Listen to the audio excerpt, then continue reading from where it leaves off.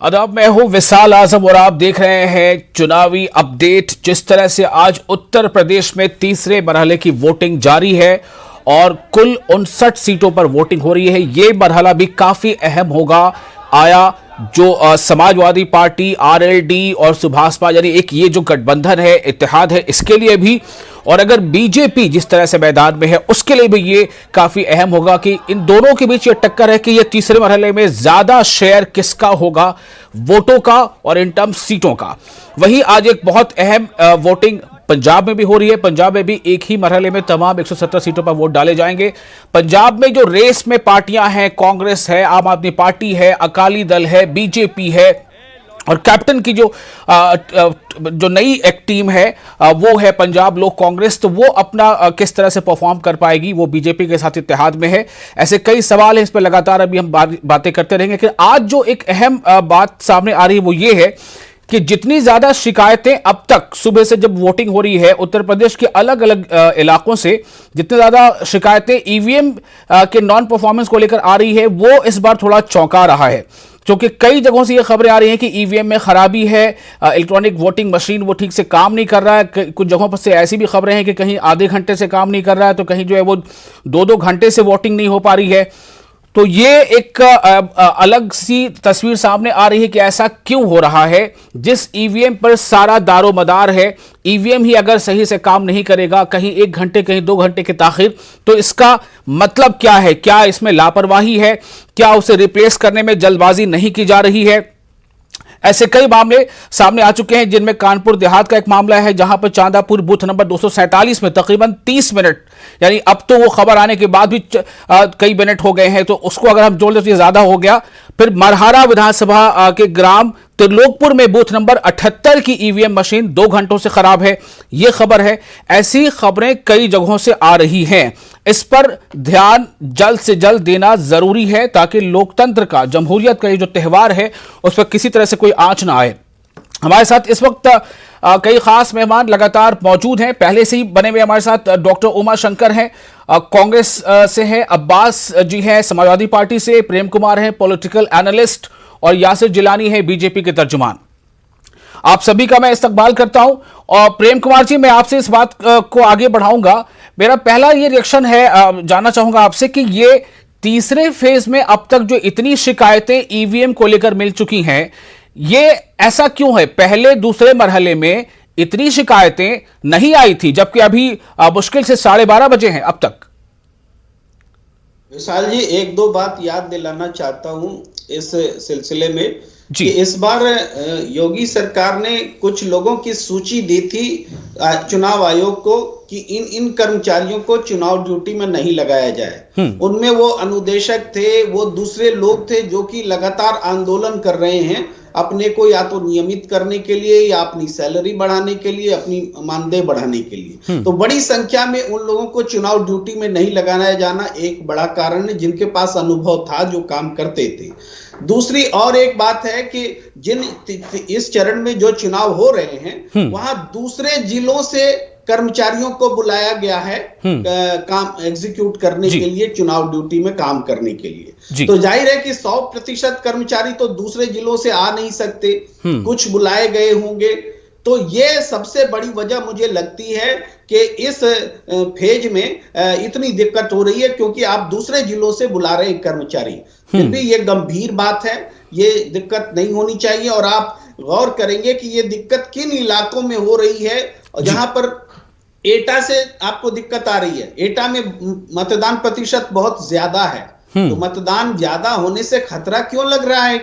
क्या इसका कोई संबंध है कि वहां ईवीएम खराब होने लगे हैं? ये सब प्रश्न भी है। लेकिन हम ये कहेंगे कि इससे थोड़ा सा इतर, आपका सवाल मेरे ख्याल से मैंने उत्तर दे दिया है जी। अब देखिए, जो वोटिंग परसेंटेज का जो पैटर्न है लगभग पिछले चुनाव की ही तरह दिख रहा है कि जैसे कानपुर शहर में सबसे कम वोट पड़ा है, यानी शहरी इलाके में सबसे कम वोट पड़े हैं, ये पिछले 2 चरण का ट्रेंड है। और वही कानपुर देहात में ज्यादा है, या फिर और दूसरे जो ग्रामीण इलाकों में वहां भी वोटिंग प्रतिशत ज्यादा है। तो ये ट्रेंड भी जो है सत्ताधारी दल के लिए ठीक ट्रेंड नहीं है, वो उनको चिंता होनी चाहिए, हो रही होगी। और इस बारे में जिलानी जी हमारे साथ बैठे हैं, वो ज्यादा बेहतर बताएंगे। बिल्कुल, मैं जिलानी जी से भी पूछूंगा इस बारे में कि ऐसे तो ये पूरी की पूरी जिम्मेदारी चुनाव आयोग पर, इलेक्शन कमीशन पर आती है, लेकिन फिर भी जिलानी साहब ऐसा क्यों है कि तीसरे फेज में ईवीएम जो है लगता है कि वो मशीन जो है हांफने लगी है? क्या क्या वजह है इसके पीछे? देखिए, मेरे पास भी आंकड़े हैं और विशाल आजम साहब, कुछ इक्का दुक्का जगहों पे इस तरह की चीजें आ जाती हैं, क्योंकि अभी प्रेम जी ने सही बोला है कि कुछ ट्रेंड जो अधिकारी लगे होते हैं, कुछ नए आ जाते हैं, तो उनको मशीन को समझने में समय लगता है और इस तरह की चीजें सामने आ जाती हैं। हम पूरी तरीके से आश्वस्त हैं कि चुनाव शाम तक बेहद शानदार तरीके से और अच्छे लोग निकल के आ रहे हैं। हर जगह कहाँ ज्यादा आ रहे हैं, कहाँ कम नहीं। शाम तक जो टाइम तय है, उस टाइम तक मुझे लगता है कि तमाम जिन हलकों में चुनाव हो रहा है, बहुत बड़ी तादाद में लोगों के बीच में एक उत्साह है, क्योंकि उन्हें मालूम है कि सरकार दोबारा से लानी है, उत्तर प्रदेश में जो काम हुए हैं उसको आगे बढ़ाना है, तो वो आ रहे हैं और वोटिंग अच्छी पड़ रही है। मेरा विशाल आजम साहब जो सवाल मुझसे पहले पूछा था कि हम लोग क्यों इस तरह की बात कर रहे हैं कि हम आ रहे हैं, तो मैं आपसे सिर्फ 30 सेकंड लूंगा, आप मुझे उसके बाद आप उस पर रिबटल किसी से भी लीजिएगा कि हम क्यों ये कह रहे हैं, कॉन्फिडेंट के साथ कह रहे हैं कि हम सरकार बना रहे हैं। देखिए, सरकार ने 15 सालों में क्या काम हुआ था, लेकिन इन 5 सालों में सरकार ने 600 किलोमीटर एक्सप्रेसवे बनाकर तैयार किया। बीमारू राज्य से निकालकर उत्तर प्रदेश एक्सप्रेसवे राज्य हो गया। Gorakhpur link expressway, Bundelkhand expressway, पुण्य गंगा एक्सप्रेसवे की योजना स्वीकृत है। लखनऊ के बाद Kanpur, Agra metro, Delhi Meerut rapid rail project पर कार्य चल रहा है अथवा शुरू होने वाला है।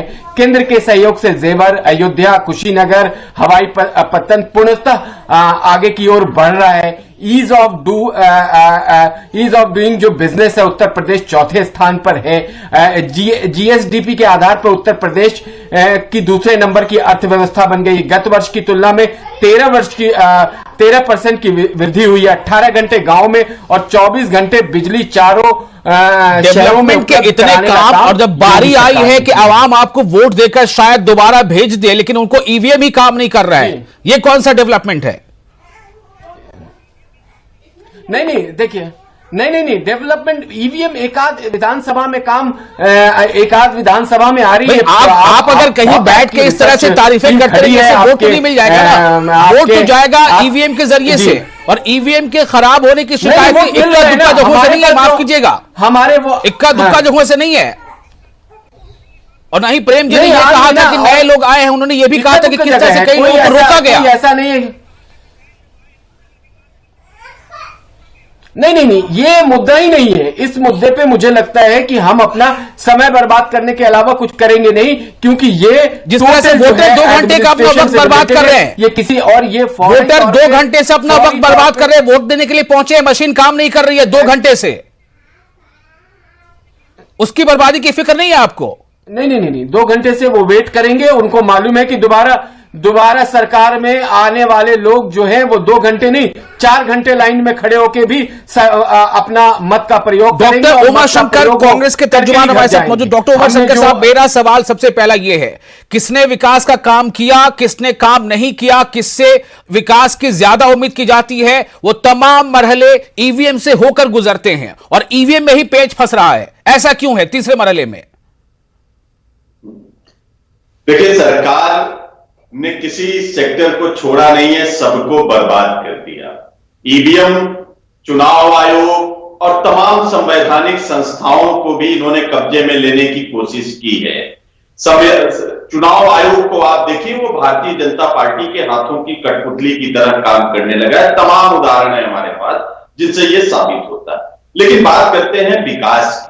आज महंगाई पूरे प्रदेश में सबसे ज्यादा है, बिजली सबसे महंगी है, बेरोजगारों की संख्या 100 में से 68 युवाओं के पास उत्तर प्रदेश में कोई रोजगार नहीं है।